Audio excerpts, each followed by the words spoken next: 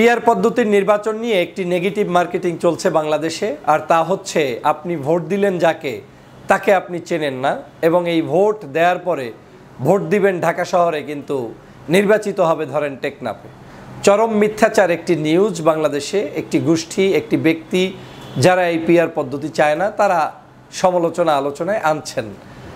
আমি পিআরের পক্ষে থাকি কিংবা বিপক্ষে থাকি, পিআর সম্পর্কে অন্তত আমাদের সম্যক জ্ঞান থাকা দরকার যে আসলে পিআর পদ্ধতিটা এক্সিকিউট কিভাবে হবে।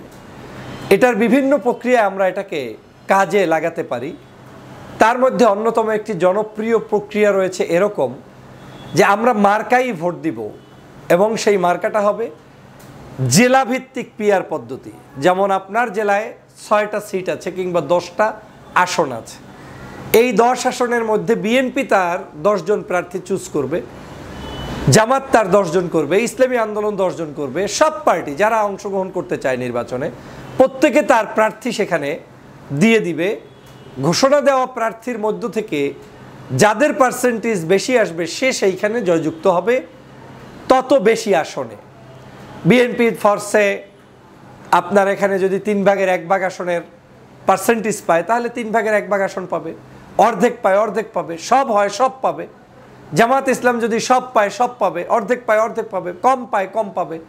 কিন্তু মানুষগুলো ওই জেলারই হবে। মানে আমার জেলার 10 জন প্রার্থীর নাম আমি সবার আগে ঘোষণা করব, ঠিক একই উপায়ে সকল রাজনৈতিক দল তার প্রার্থীগুলোর নাম ঘোষণা করবে।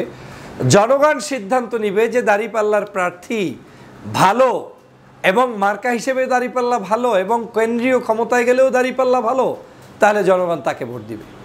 জনগণ সিদ্ধান্ত নিবে যে দাঁড়িপাল্লা না, আমার কাছে ধানের শীষ ভালো, ধানের শীষের প্রার্থীও ভালো, আর ধানের শীষকে ভোট দিয়ে আমি সংসদেও নিতে চাই, তার মানে আমি ধানের শীষকে ভোট দিব। আপনি যাকেই দিবেন ওই ভোটটা আপনার অঞ্চলের প্রার্থীই পাবে। ওই অঞ্চলের জেলার মধ্যে সর্বোচ্চ ভোট পেয়ে যদি আপনি আপনার পার্সেন্টেজ বেশি থাকতে পারেন তাহলে আপনার দলের এমপি আপনার ওই সংসদে যাবে। সহজ বাক্য হচ্ছে এই, আপনার জেলার সিলেকশনকৃত প্রার্থীদেরকেই ভোট দিবে পিআরের মাধ্যমে, তথা মার্কায় ভোট দিবে। আপনার জেলার মধ্যে ভোট হবে, মার্কা হবে ধানের শীষ, দাঁড়িপাল্লা, ইসলামী আন্দোলন কিংবা অন্য যে কোনো রাজনৈতিক দলের মার্কা। জনগণ যাকে ইচ্ছা তাকে ভোট দিবে, কিন্তু যে প্রার্থী নির্বাচনের আগে দল সিলেকশন করবে সেই দলের ওই প্রার্থীরাই নির্বাচনের পার্সেন্টেজের যখন বেশি আসবে তখন তাদের ওই তালিকা থেকে 1, 2, 3, 4 সিরিয়াল করে তাদেরকে তারা সংসদে পাঠাবে। ফর এক্সাম্পল, বিএনপি যদি অর্ধেক পায় তাহলে তারা 10টা আসনের মধ্যে 10 জনের নামের তালিকা জনগণের কাছে প্রকাশ করার পরে ওই 10 জনের আন্দাজ তো তারা ভোট পায় না, যখন পেল না তখন ওই 10 জনের লিস্ট থেকে 1, 2, 3, 4, 5 ওই 5 জনকে তারা সংসদে পাঠাবে, এবং ওই 5 জনই ওই 10টা আসনের যে 5টা আসনের মধ্যেই তারা নেতৃত্ব দিবে। তাহলে আপনি ভোট দিলেন পিআর পদ্ধতিতে, কিন্তু আপনার প্রতিনিধি নির্বাচিত হলো কিন্তু আপনার বাড়ির আশেপাশের লোকটাই, যে লোককে বিএনপি ইতিমধ্যেই নির্বাচনের আগে জাতির কাছে প্রকাশ করেছে নাম, কিংবা জামাত কিংবা অন্য পার্টি যারা তার নামটাকে প্রকাশ করেছে। তাহলে এই প্রক্রিয়াটা কেন জনপ্রিয় হবে? জনপ্রিয় হওয়ার কারণ আছে। দুর্নীতিবাজ, সন্ত্রাস, চাঁদাবাজ, নৈরাজ্য সৃষ্টিকারী, অন্যায়কারী, খুন খারাপি, অত্যাচার, জুলুমবাজ কেউ তখন নির্বাচিত হতে পারবে না। কেন পারবে না? সব দলের জন্য চ্যালেঞ্জিং হয়ে যাবে যে আমার এই 6টা আসনে আমি প্রার্থী দিলাম এই 6 জনকে, আর একই জায়গায় আরেক পার্টি এই 6 জনকে দিল। যদি বিএনপির প্রার্থীর চাইতে জামাতের প্রার্থী স্ট্রং এবং তাদের জনপ্রিয়তা এবং ভালোবাসা বেশি থাকে, প্রার্থী হিসাবেও তাদেরকে মানুষ যোগ্য শিক্ষিত মনে করে, তাহলে তারা উইন হবে। যদি জামাতের প্রার্থীর চাইতে আরেকটা পার্টির প্রার্থী ভালো থাকে তাহলে তারা সেখানে উইন হবে। পাশাপাশি মার্কা হিসেবেও জনগণ চুজ করবে যে আমরা আগামীতে বাংলাদেশে কোন মার্কাকে ক্ষমতায় দেখতে চাই। তাহলে আপনি এক ডিলে 2 পাখি পেয়ে গেলেন। একদিকে আপনার পছন্দ যে আমি রাষ্ট্র ক্ষমতায় জামাত ইসলামকে দেখতে চাই, কিংবা ইসলামী আন্দোলনকে দেখতে চাই, কিংবা বিএনপিকে দেখতে চাই, আপনি তাকেই দেখতে চান। সেই ব্যক্তিকে যেমন আপনি ধানের শীষের মার্কায় ভোট দিয়ে বা দাঁড়িপাল্লায় ভোট দিয়ে আপনি আপনার মতের প্রকাশটা করলেন, পাশাপাশি আপনার এলাকায় ওই লোকটা নির্বাচিত হয়ে ওই এলাকারই তারা এমপি হবে, তাকেও আপনার এলাকাবাসী হিসেবে আপনি চিনেন, জানেন এবং তাকে নিলেন। তাহলে আপনাকে যারা মিথ্যাচার করছে এরা ভোকাস করছে, এরা পিআর নিয়ে আপনার কাছে একটা বিভ্রান্ত তুলছে। আমার কাছে তো মনে হয় পিআর যখন শুরু হবে তখন পিআরে বরং জনতার ঢল নামবে। এ কারণে জনগণ তখন আর কোনো ওই কে চোর কে ডাকাত, কাকে বাঁচবো না, কাকে দিব না এই চিন্তা না করে সরাসরি তিনি তার মার্কায় যেমন ভোট দিতে পারবেন, পাশাপাশি তার অঞ্চলের যাকে প্রতিনিধি হিসাবে ওই জায়গায় আগেই নাম প্রকাশ করা হয়েছে তাকেও আপনি আপনার কাছেই পেয়ে গেলেন এমপি হিসাবে। তাহলে আপনার সহজ পদ্ধতি আপনি বুঝে গেলেন। এবং এই প্রক্রিয়ায় নির্বাচন হয় পৃথিবীর বহু দেশে, তার মধ্যে অন্যতম জনপ্রিয় নির্বাচন হয় তুরস্কে, যেখানে এই জেলাভিত্তিক আপনার আগেই দলগুলো তার প্রার্থী বাছাই করে জনগণকে জানিয়ে দিবে, তারপরে সেই জনগণের রায়ের উপরে ভিত্তি করে, পার্সেন্টেজের ভিত্তি করে আপনার জেলার লোকই ওই অঞ্চলের এমপি হিসেবে থাকবে। এখন সিদ্ধান্ত আপনার, আপনি কোন পদ্ধতিতে নির্বাচন চান।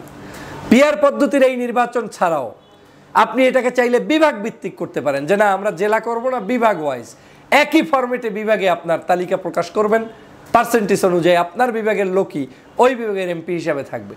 আর আপনি চাইলে ন্যাশনালিও করতে পারেন, সমগ্র বাংলাদেশ ব্যাপী, যে আমার প্রার্থীর কোনো বিষয় নয়, আমি ভোট দিব, মার্কায় দিয়েছি, যে কোনো একজন এমপি আমার এখানে এসে নেতৃত্ব দিতে পারেন। সেটা আপনার এই দলই 300 আসনের প্রার্থী ঘোষণা করার পরে আপনি সেখান থেকে দল যে কয়জনকে ক্ষমতায় যাওয়ার পরে সংসদে নিতে চায় সেটা তার ব্যাপার। আবার দল চাইলে, নির্বাচন কমিশন যদি মনে করে যে এই তালিকার মধ্য থেকে দল নিচের একজন ব্যক্তিকেও নিয়ে যেতে পারে, উপরেরও নিতে পারে, তাতেও আপত্তি নাই। এই জিনিসটা সম্পূর্ণ নির্ভর করবে আপনি আমি কোন প্রক্রিয়ায় ভোট দান করব এবং আমরা কোন প্রক্রিয়ায় সংসদে আমাদের মানুষদেরকে পাঠাবো। প্রথমেই আপনাকে বুঝতে হবে আমরা এমপি কনসেপ্টটাকেই ভুলে গিয়েছি। এমপিকে মনে করি যে গ্রামের মেম্বারের মতো, চেয়ারম্যানের মতো। আসলে কি তাই? আমাদের তাহলে ইউনিয়ন পরিষদ কেন, উপজেলা পরিষদ কেন, জেলা পরিষদ কেন, মেয়র, এরপরে সিটি কর্পোরেশন কেন? এই জিনিসগুলো রাখা হয়েছে স্থানীয় পর্যায়গুলোকে হ্যান্ডেল করার জন্য, আপনার একেবারে ডোর টু ডোর মানুষের কাছে আপনার খেদমত পৌঁছে দেওয়ার জন্য, কাজ পৌঁছে দেওয়ার জন্য। গভর্নমেন্টের কিছু জিনিস থাকে যেটা কমন, এই 64 জেলার 64 জেলায় সবাই কমনভাবে ভোগ করবে, এখানে কোনো দল পেশে কাজ হবে না। সংসদ সদস্যরা মূলত রাষ্ট্রের আইন করবে, রাষ্ট্রের সংস্কার করবে, রাষ্ট্রের বাজেট করবে, রাষ্ট্রের বড় বড় প্রজেক্টগুলো যেটা যেখানে দরকার সেটা নিয়ে তারা আলোচনা করবে, ডিবেট করবে। কিন্তু আমরা তাদেরকে কোণঠাসা করতে চাই গ্রামের মেম্বারের কাজের ভিতরে। আর সে কারণেই অনেকে প্রশ্ন করে আমি কাকে ভোট দিব, লোকটা আমার কিনা, আমার বাড়ির কিনা। সেই প্রশ্নের জবাব আমি ইতিমধ্যে দিয়েছি, যদিও এই প্রশ্নের জবাব আমার এই দ্বিতীয় জায়গায় বলা হয়েছে যে সংসদ সদস্য মূলত আপনার বাড়ির দুয়ারের সামনের মেম্বারি ইলেকশনের যে কার্যক্রম তার জন্য আদতে নয়। এই পদ্ধতি থেকে যদি আমরা বের না হতে পারি তাহলে এই বাংলাদেশে দুর্বৃত্তায়ন, সন্ত্রাস, নৈরাজ্য, চাঁদাবাজ, ক্ষমতা লিপ্সু, ক্ষমতা দখলদারিত্ব বন্ধ হবে না। কেন হবে না জানেন? এমপির মাথায়ও ধান্দা থাকবে, আমি এই অঞ্চলের এমপি, মানে আমি এখানের গডফাদার, আমি এখানের সব কিছু নিয়ন্ত্রণ করব, আমার মাধ্যমেই সব হবে। তার মানে আপনি নিজেই একটা লোককে বাছাই করলেন আপনার উপরে জুলুম করার জন্য, অথচ তা হওয়ার কথা নয়। সংসদ সদস্যরা উন্মুক্ত থাকবে, রাষ্ট্রের সংসদ সদস্য থাকবে তিনি। আমাদের এই অভ্যস্ততা যখন হয়ে যাবে তখন অটোমেটিক আপনার সমগ্র বাংলাদেশেই আপনার এই সংসদ সদস্যর প্রথাটা জনগণ বুঝে ফেলবে, অ্যাডাপ্ট করে ফেলবে। জনগণ ভালোই বোঝে কিভাবে ভোট দিতে হয়। জনগণ তখন রব উঠবে, আমি এই মার্কায় ভোট দিব, আমি এই দলকে ভোট দিব। আপনি যেই দলকে ভোট দিবেন আপনার ওই একটা ভোটের কারণেও আপনার একজন সংসদ সদস্য, প্রতিনিধি সংসদে যেতে পারে যদি আপনার এই ভোটটাকে কাউন্ট করা হয়। কিন্তু এখন যে পদ্ধতি বিদ্যমান তাতে হচ্ছে কি, আপনি ভোট দিয়ে একটি দলকে প্রায় ধরেন 25% ভোট পাইল সারা বাংলাদেশ মিলে, কিন্তু স্থানীয় পর্যায়ে এসে একজন প্রার্থীর চাইতে কোনো আসনে বেশি, কোনো আসনে কম, এভাবে করে আপনি অনেক দুর্বৃত্তদেরকে সংসদে পাঠাচ্ছেন, ভালো মানুষদেরকে পাঠাচ্ছেন না। আবার এই পিআর পদ্ধতি আসলে দেখা যাবে পার্সেন্টেজের ভিত্তিতে যখন হবে তখন আর ওই রকম আপনি কম ভোট পেয়েও সংসদে গিয়ে মাতুব্বরি করার স্কোপটা আর থাকবে না। পাশাপাশি সকল রাজনৈতিক দল নির্বাচনে অংশগ্রহণ করে তার যদি সমর্থন থাকে তাহলে সে প্রতিনিধি হিসেবে সংসদে ঢুকতে পারবে। এটার পদ্ধতির পিছনে আমরা এরকম করতে পারি যে মিনিমাম 1%ও যদি ভোট পায় তারও প্রতিনিধি সংসদে যাবে। তার মানে কি দাঁড়ালো, একটা ছোট্ট দলও তার প্রতিনিধি নিয়ে সংসদে যেতে পারলো। অনেক দেশে এটাকে 4%, 5%-এর নিচে ভোট পেলে তাদেরকে কাউন্ট করে না, তার উপরে যারা পায় তারা সংসদে যায়। আবার অনেক দেশে আছে অতিরিক্ত পেয়ে গেছেন, কিন্তু সরকার গঠন আপনি করার জন্য যতগুলো সিট দরকার তার বাহিরে যা আসবে ওইটা অনেক সময় অনেককে আবার দিয়ে দেওয়া হয়। কিন্তু আমাদের বাংলাদেশের প্রেক্ষাপটে আমার কাছে মনে হচ্ছে সবচাইতে জনপ্রিয় পদ্ধতি হতে পারে এই পিআর পদ্ধতির 3টার যে কোনো একটা অপশন কাউন্ট করা।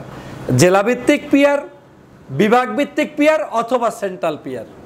প্রাথমিক পর্যায়ে আপনি যদি এমন করেন যে জেলাভিত্তিক পিআর, তাহলে এই যে কোশ্চেন আসছে যে আমার জেলার এমপি আমি চাই, সেটার সমাধান হয়ে যাবে। যদি আপনি আরেকটু ব্রডলি চিন্তা করেন যে না আমি বিভাগ ভিত্তিক পিআর করব, বিভাগের মধ্যেই আপনার সিট আপনার কাছে থাকবে, আপনি এমপি হবেন এবং আপনার এই পিআরের ভোট বিভাগ ভিত্তিক কাউন্ট হবে। আরও যদি উদার হয়ে এই এমপিদের মর্যাদা এবং বাস্তবতা, তাদের কাজ বোঝার দক্ষতা আপনার হয়, তাহলে আপনি ন্যাশনাল লেভেলের নির্বাচন সারা দেশে এই মার্কাই হবে এবং সারা দেশের মধ্যে যেই দল যাকে যেখানে চয়েস করবে সে সেখানে যাবে এবং সেটা পার্সেন্টেজের ভিত্তিতে যাবে। কিন্তু এই 3টার যে কোনো একটা অপশন আপনি নিয়ে কিন্তু করতে পারেন। কি কাজটা হবে? কাজটা হবে আপনার টাকার দৌরত্ব থাকবে না। অন্যায়ভাবে চাপিয়ে দিয়ে একজন এমপি আপনি বানাতে পারবেন না, বানালে সে আগামী নির্বাচনে আসতে পারবে না। আপনি চাইলেই একজন দুষ্ট মানুষকে নমিনেশন দিয়ে পাশ করাই দিতে পারবেন না। আপনি পারবেন যে আপনার হাতে ক্ষমতা আসছে, আপনি 25টা আসন পেয়েছেন, যাকে খুশি তাকে দেবেন, একবার দিতে পারবেন, দ্বিতীয়বার দিতে গেলে আপনার পার্টি আর রান করবে না, আপনাকে কেউ চিনবে না, ভোট দিবে না এবং আপনাকে ধোঁকাবাজ মনে করবে।